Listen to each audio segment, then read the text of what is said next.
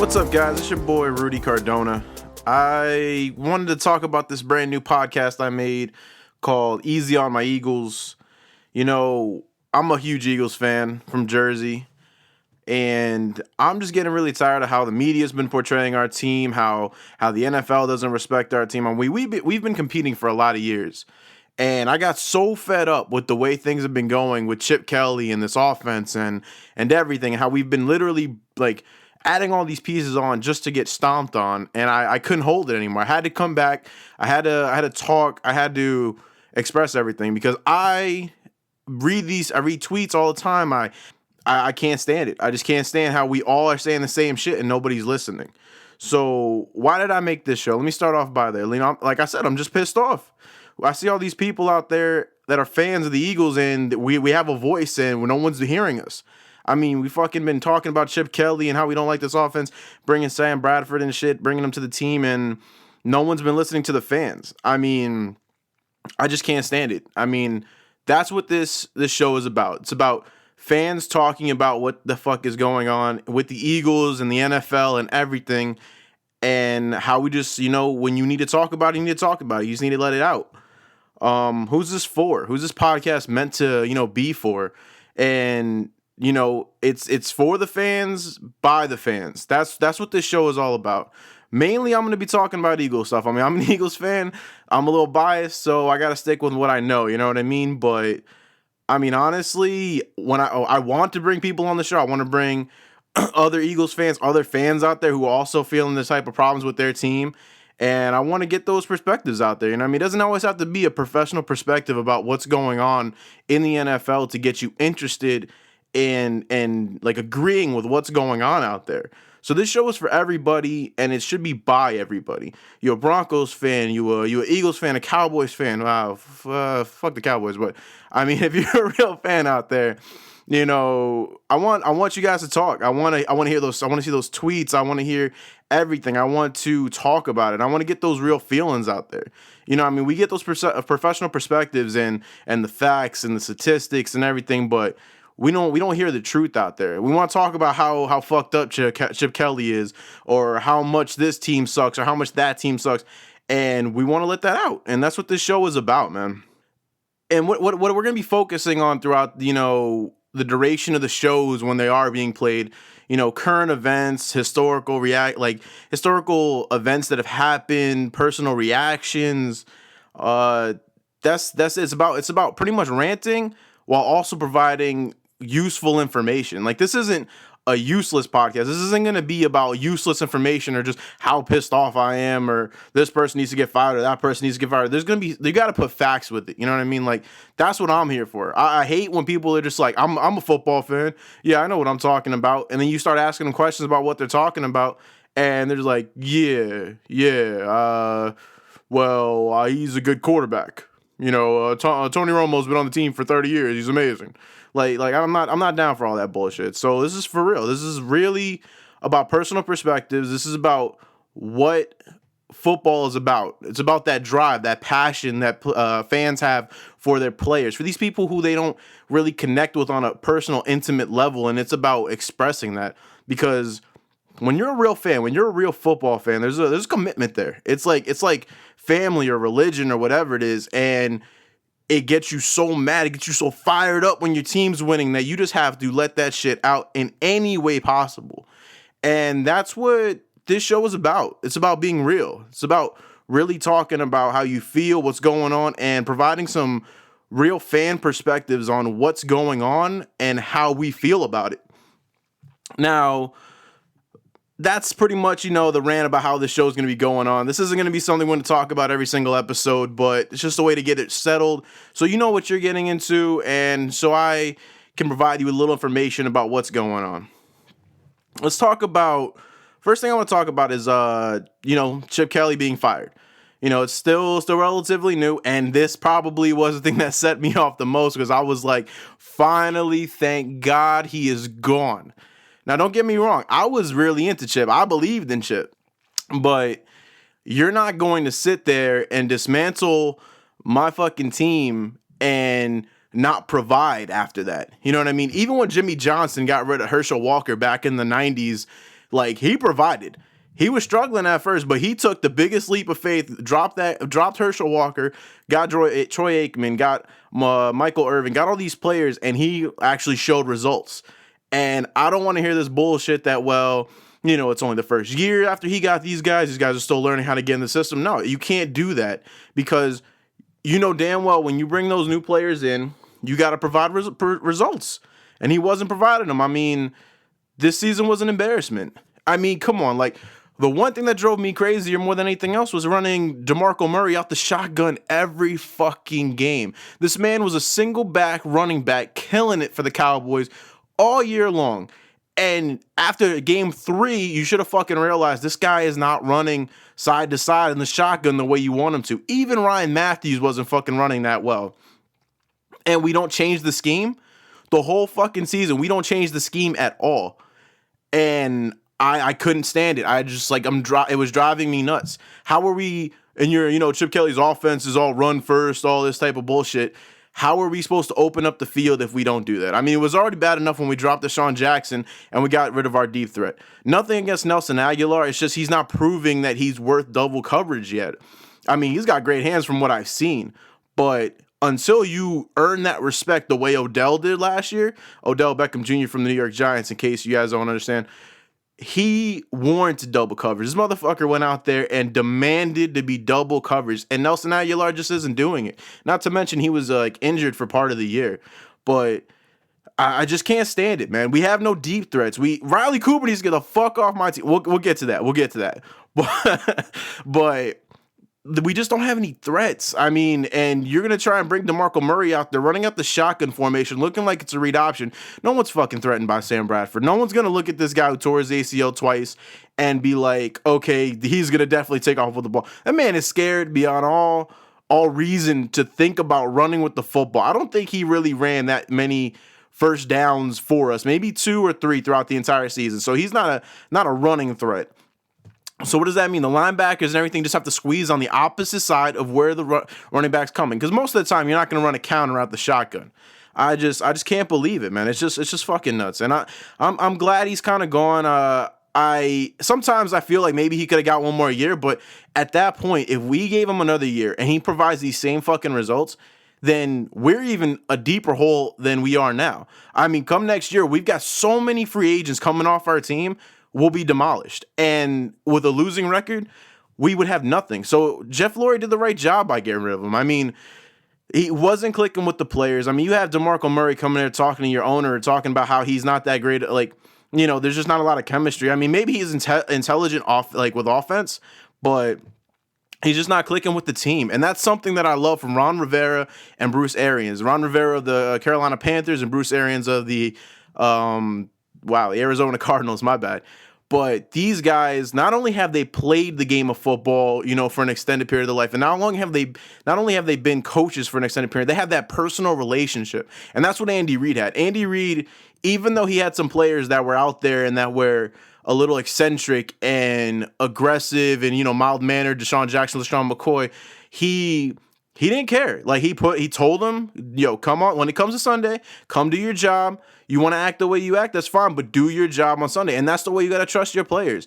And it's about building that chemistry, you know what I mean? Like, LeSean McCoy talked about how he has a really cool relationship with Andy Reid, how he slapped him on the butt when he went to go see him when they were versing Kansas City or whatever it may be.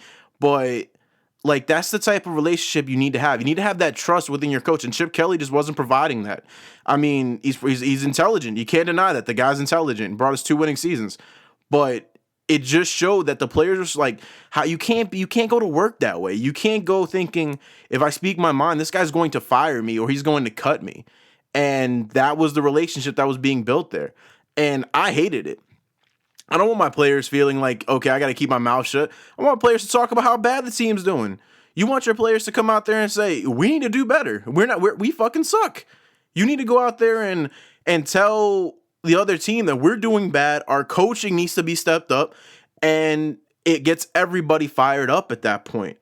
Now, I'm glad he's gone. I hope the best for Chip. I mean, honestly, I expect him to go to Tennessee Titans, but honestly, I feel if he does that, even if he has success or he does bad, I think Marcus Mariota is going to be downplayed as a result of that. I mean, you got this rookie quarterback coming in trying to learn new systems. If you're going to put him back in the same system he was in college, then when Chip Kelly gets fired there or Marcus Mariota gets traded or whatever it may be, a lot of teams aren't going to look at this guy because they're going to think he's a one-trick pony. They're going to look at him and just think he can only run in that offense, and that's the only time he's being successful. So I honestly think Marcus Mariota should not want to be with this guy, not because he wouldn't have success, but just because it would like tarnish his reputation as a player. Let's talk about how it went on. You know, I mean, I think Jeff Lurie is a great owner. I honestly think Jeff Lurie cares about his fans. Jeff Lurie cares about the players, and he wants those personal relationships. He hired Chip Kelly. So I said, I'm going to let him do his job. I'm going to get out of his way. But as he started to see the fan base and the players start to get negative and develop negative attitudes about what was going on, I don't think he could hold it anymore. And that's just what happened.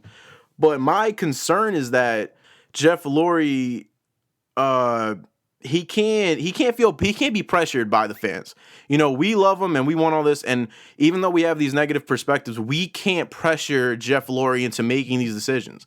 Like, I'm glad it's starting to develop that it was based on, you know, his personal perspectives and everything like that. But I honestly think when you start seeing your fan base out there and they start pretty much calling for only for the hanging of a coach or whatever, maybe to get them the hell out of the office, like, it's going to have an impact on the organization. And I mean, we see this all the time. I mean, and it's not even just winning. I mean, even if we were winning, I mean, we had Andy Reid and we were winning consecutively. But all the fans were getting tired of the way he was running it and it started having these losing seasons, and we wanted his neck. That was it. We just wanted him gone.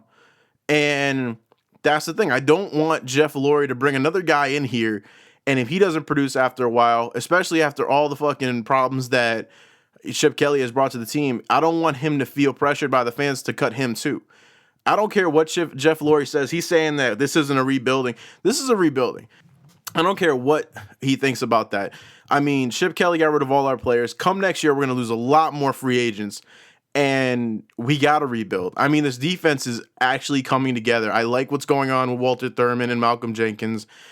I like what's going on with Nolan Carroll. Byron Maxwell's a little overpaid for me, but at least he's doing something on his side. But the linebacking crew is good. The defensive line is solid. You know, we have potential there. And we also have potential on the offensive side. I mean, Jordan Matthews can ball. Nelson Aguilar, like, whether you believe it or not, I honestly think this guy has hands. I just think we need to get him the ball. I honestly think we need to get him the ball and, like, build his confidence a little. He's still new.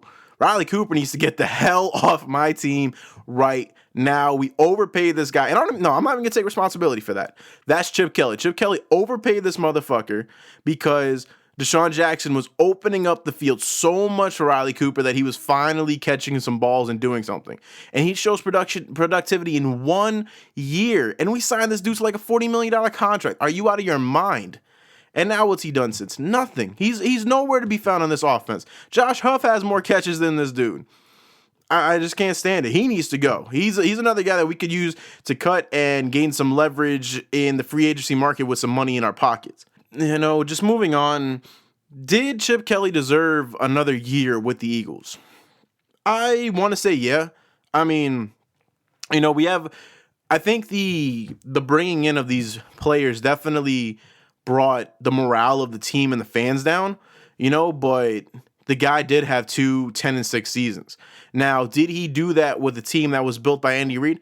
Yeah, you could say that. You could definitely say that. But, I mean, Jordan Matthews' productivity was up last year as well.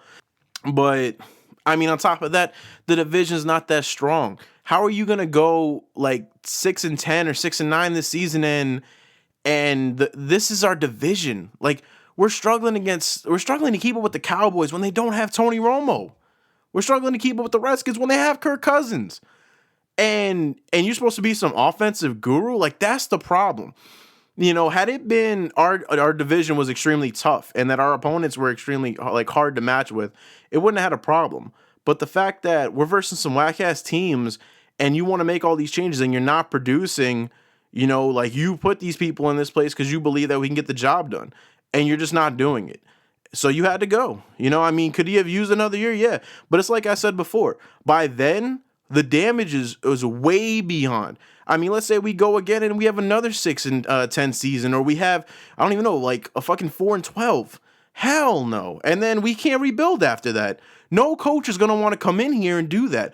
I don't think any coach wants to come in here now and do this. You got to come into a team, and the only benefit that a coach has coming in to the Eagles now is that he gets to choose his quarterback. Whether you want it to be Sam Bradford, which I really don't want it to be, or if you want to pick up a rookie in the draft and you feel as though you can take that rookie and make him something better. And that's where I think it comes down to. When it comes to coaches coming in to our team, because this is going to be a situation I think people are going to try and avoid at all costs unless you can bring people in. Like, that's the problem. You're going to be coming in knowing there's a quarterback situation that's a problem. But if you bypass that, you take a really hard look at our team, you start realizing there are a lot of solid pieces here. You got some wide receivers, some linebackers, some defensive linemen, some corners, some safeties, and solid running backs for sure, as long as we change the scheme up. There's no problem. But the problem is that this is a pass-first league. This is a passing league, and we need a quarterback. And, I don't want it to be Sam, and damn sure it's not going to be Sanchez, but whoever comes in here definitely has to have a plan with how he's going to run the quarterback situation. And that's what I mean. I don't care what Jeff Lurie says. It's a rebuilding, man. We don't have a quarterback to sustain this. We could have said it wasn't rebuilding if we had a solid Donovan McNabb in his prime, but we don't. And that's going to be the problem. And we need to get that fixed ASAP. And that'll be something we discuss later as far as, who I think the best quarterback prospects for the team are. But that's definitely something that's got to get fixed. Going back to Jeff Lurie a little bit, you can tell he cares about the players. This guy is a great guy. For an owner to sit there, fire your coach, and then to have a players-only meeting, he's trying to keep the team together. He's trying to say, I don't want you guys to worry. He's gone, but that doesn't mean that we give up on you. We've given up on the team he's built. He cares. He really cares. And I honestly think we have the potential there. But I'll tell you right now, if I'm just a fan and I'm seeing these games and I'm seeing the same fucking offense being run every single year, you got to believe that Jeff Lurie's up there in his box watching this saying, why the fuck are they still in the shotgun? Why the fuck aren't they running the ball with DeMarco? Why did we pay these people so much money for DeMarco to be riding the motherfucking bench? I didn't just throw out $40 million so that this guy could sit on the bench when he's fully fucking healthy. And that's what happened. Jeff Lurie got fucking tired of it. And he just fucking went off the deep end and said, you got to go. You spending my money, you're wasting it, and you're not even using the people that you're bringing when they have the talent that you need. Speaking about the team and how the offense is being run, I honestly think if we do decide to bring Sam Bradford back, and I'm not giving this as a vote of confidence, but we need to get out of this whole no huddle stuff. Don't get me wrong, it is definitely beneficial. We see Peyton Manning, we see Tom Brady, we see the best of the best running some of the no huddle, and they are doing it to perfection. But we also see these same guys running, with the huddle. They're changing the tempo. It's not one speed all the time the way Chip Kelly wants it to be. It's fast when it needs to be, and it slows down when it needs to be. And yes, it is to benefit from pushing back the defense and making them, lose their breath and get tired, when Peyton or Tom does it. But they also know that they need to get in that huddle. There are times when the quarterback, as the general of the team, needs to get in that huddle, talk to his players, and really come down and say, all right, I trust you, man. I know you're going to get this ball. I know that when I throw this on a 4th and 5, you're going to be, a 3 and 5, you're going to be the one to come down with it when I need you to. And that's what you don't get in the fast-paced offensive Chip Kelly. You don't develop that interpersonal friendship relationship you have with each other as players. I played high school football, and I know that. When you're in that huddle, when you're talking to your other teammates, you got that. Not only do you have that trust, but you have that pressure on your shoulders where he believes in me. I'm not going to let him down. We're freaking running this no huddle offense with no communication, no nothing. We're over here. Every time we change a play, we got to look over the sidelines and everything. It's just fucking nuts, man. And that's why I think Sam, whether he decides to stay with us or not, needs to go to a team that's going to just run a huddle. He needs to be there with his players. He needs to talk to them. Any quarterback should do that.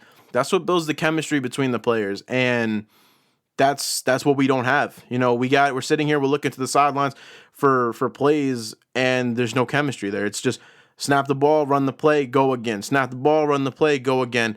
And there's no like love. There's no love between the players to say congratulations, good job, let's get this going. Like, we got something going on, no need to be tired. I mean, if you want to look back in history, one of the most dynamic and one of the most inspirational moments for why a huddle is so important can go back to Joe Montana in the Super Bowl when he talks about seeing John Candy on the side of the field and how his teammates reacted to the situation. I mean, they all calmed down instantly. They all relaxed, and that's that connection I'm talking about. When you have your quarterback, not worrying, where you just you can communicate and be like, "Yo, guys, don't worry about this. We got this. We're the best team. There's nothing to worry about here."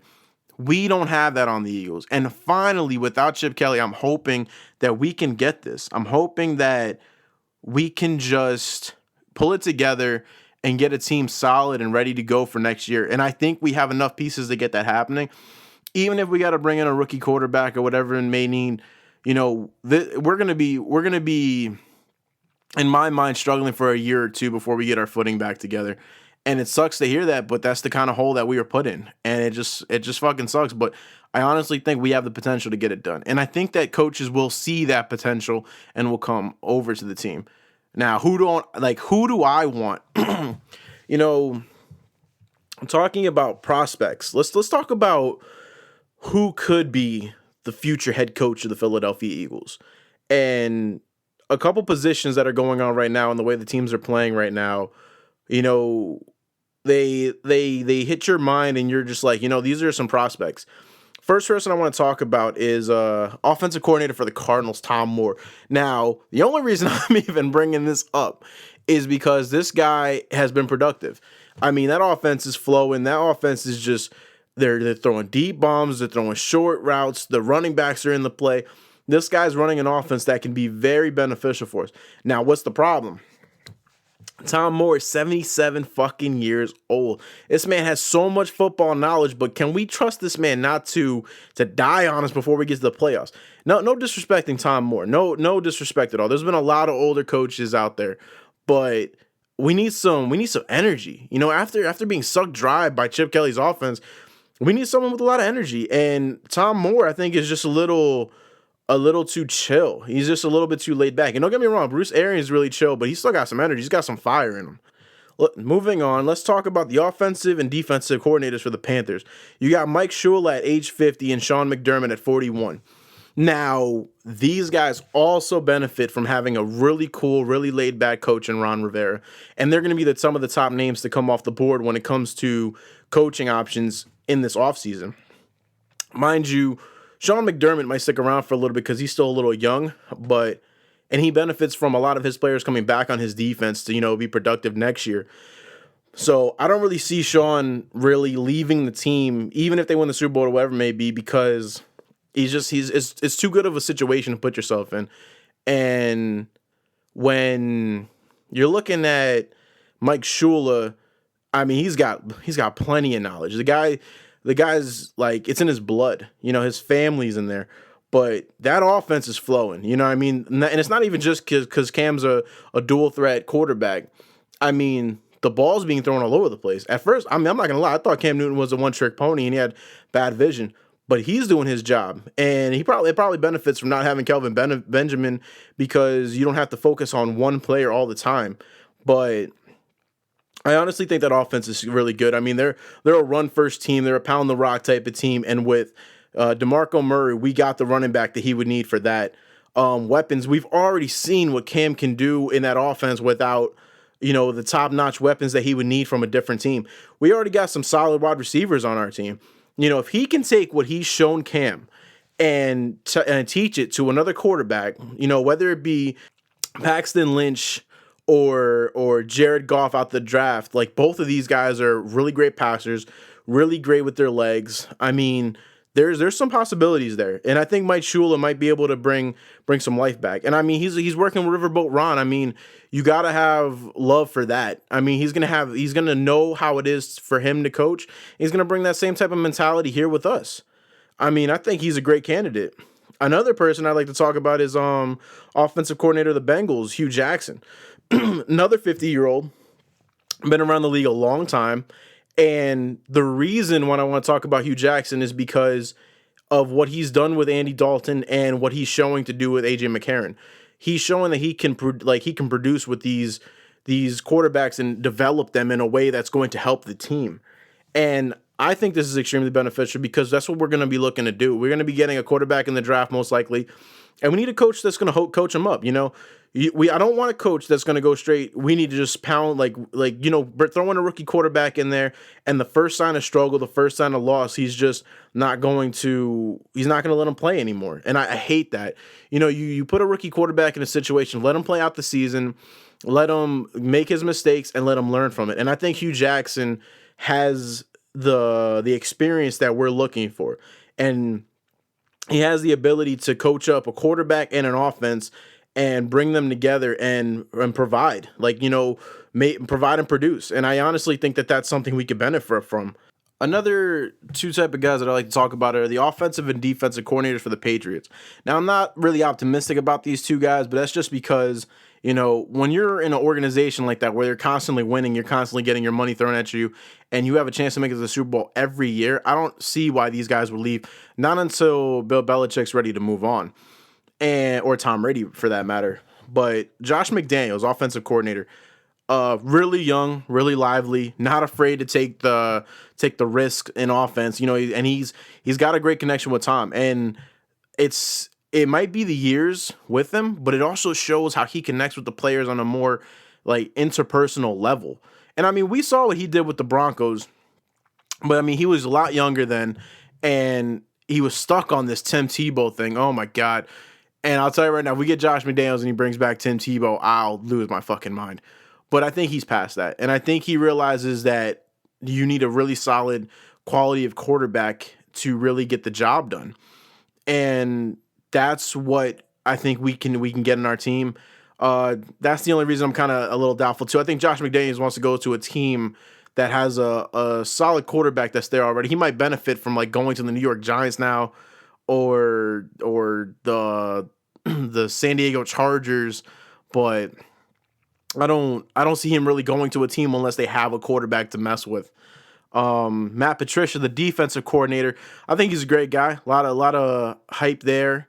Really smart. I mean, he puts a lot of key pieces there when he needs to. I mean, this guy has struggled from a defense, falling apart on him year after year, and somehow he still gets it done, still gets the job going. And those defensive players love playing for him. I mean, those guys pour out their heart for him. It's not just Bill Belichick. It's not just Josh McDaniels. Matt Patricia pulls the very best out of these guys. And with the solid defense that we have, I think he could bring it to the next level and, push it a little farther. But yeah, I mean, those are just a couple of the options out there. I mean, there's still speculation that Sean Payton might leave the Saints and things like that. And honestly, that'd be really cool. I don't know if he'd really come to our team, though. He also seems like a person who benefits from having a quarterback. But I'll tell you this right now. And this is something I'm kind of hopeful and exciting about, and I hope my team I hope the Eagles, pay for this to happen.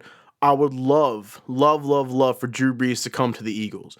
We have the weapons, we have the defense, we need a quarterback. And bring Drew Brees. It'll be the Broncos effect when they brought over Peyton Manning. You bring Drew Brees over to the team, you have him play with these players, and we've seen what he can do with lower quality wide receivers before and how he's brought them to higher levels. And we have that quality in our wide receiver, higher quality, in fact, I think, than the actual Saints wide receivers, if you ask me. And I think that we can have him on the team for the same couple of years that we had Peyton was on the Broncos, and give him a 4-year deal, give him a 4 or 5 year deal. But at the same time, I want us to go out there and draft a quarterback, someone for the future. Let's get these wins under our belt. But let's get this rookie quarterback in there and let's have him produce under Drew Brees, and we can develop him and make him better. And that's honestly what I want us to do. If that's my goal, we get Paxton Lynch in the draft, we have Drew Brees, and we have Paxton sit the way that Aaron Rodgers sat behind Brett Favre. You learn, you get better, and that's really where I want us to go from there. That's honestly what our team needs to do, and that's what needs to happen. Well, I want to say that wraps up the first episode of Easy on My Eagles. I hope you liked the show. If you did, leave a review, subscribe, and hit me up at Easy on My Eagles on Twitter. And until next time, please take it easy on my Eagles. No, seriously, take it easy.